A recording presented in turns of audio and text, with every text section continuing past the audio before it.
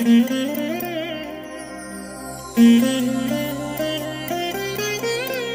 దినం పరము నుండి దిగివచ్చు మాట. ఇది నీ జీవితానికి వెలుగుల బాట.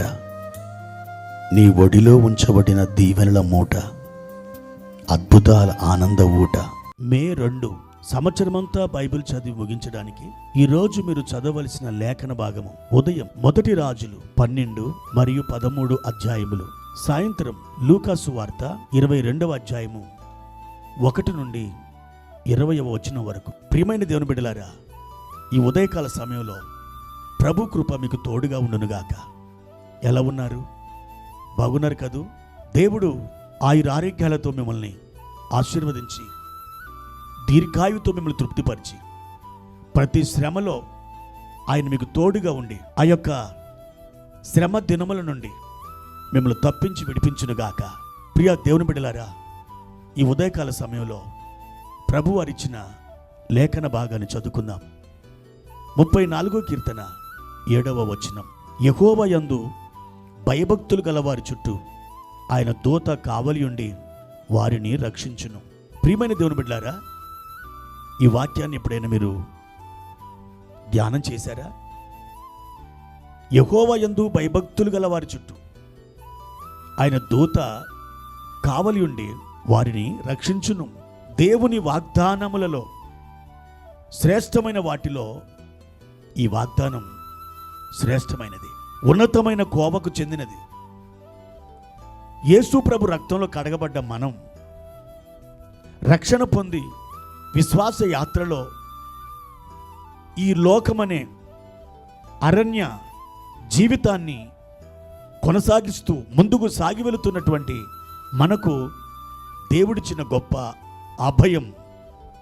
దేవదూతలని మనకు కావలిగా నియమించాడట. నీవు ఆయన యందు భయభక్తులు కలిగి ఉన్నావు గనక నీ చుట్టూ ఆయన దూత కావలియుండి నిన్ను ఎల్లవేళలా రక్షించును. ఒక మనిషి చుట్టూ ఉండగలడా? ఎంత మాత్రమును ఉండలేడు. మీ కుమారుడు కానీ కుమార్తె కానీ మీ దగ్గరకు వచ్చినప్పుడు ప్రేమతో వారిని మీ 2 చేతులు వారి చుట్టూ వేసి కౌగలించుకుంటారు. కానీ మీరు ఉండేది మాత్రం ఒకే దిశలో. ఆ పిల్లవాని చుట్టూ మీరు ఉండలేరు. కాకపోతే మీ చేతులు చుట్టూ ఒక రౌండ్ షేప్లో ఉంచబడ్డాయి అంతే. కానీ ఇక్కడ వాక్యం చూడండి, యెహోవా యందు భయభక్తులు గలవారి చుట్టూ. అవును దేవుని బిడ్డలారా, మన చుట్టూ ఒక దూత ఉంటాడు. మన చుట్టూ ఆ దూత ఎలా ఉంటాడు? అది ఆయనకే సాధ్యం.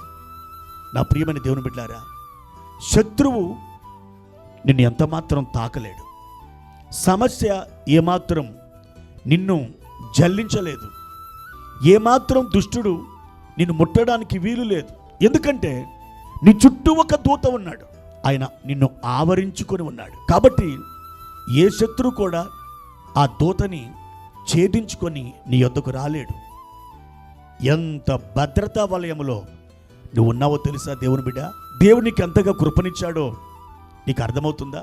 దేవుడు కేడముగా ఉండడమే కాదు, దేవుడు ఒక దూతని నీ చుట్టూరా నిలబెట్టాడు. నువ్వు ఎంత దూరం ప్రయాణం చేస్తావో, ఎక్కడ కూర్చుంటావో, ఎక్కడ విశ్రాంతి తీసుకుంటావో అక్కడ దేవుడు నీతో ఉంచిన దూత నీ చుట్టూ ఉంటాడు. నీకు తెలియకుండా ఇప్పటికే ఆ దూత ఎన్ని వేల సార్లు నీకు సహాయం చేశాడో, ఎన్ని వేల మారులు దుష్టుని నిన్ను తప్పించాడో. ఒక రోజున మహిమలోకి చేర్చబడిన తర్వాత దేవుడు తన దూత ద్వారా నీకు ఇచ్చిన రక్షణ, నీకు చేసిన సహాయం ఆ రోజున నీకు తెలియజేయబడుతుంది. అవును, ఈరోజు కూడా ఈ మాటలు నీ వింటున్న ఈ తరుణంలో ఆయన సన్నిధి దూత నీతో ఉన్నాడు. భయపడద్దు. నీ కార్యాలు దేవుడే తన దూత ద్వారా జరిగిస్తాడు.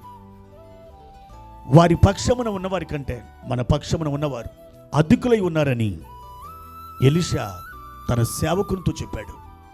ఈరోజు అదే మాట దేవుడు నీతో చెప్తున్నాడు. నీ పక్షమున ఉన్నవారు అధికులై ఉన్నారు.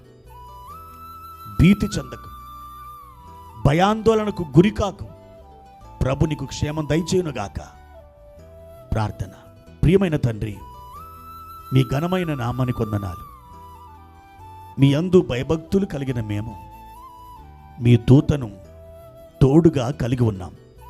మా ప్రియ తండ్రి, మీ దూతలు మాకు మార్గములను సరళం చేస్తారు.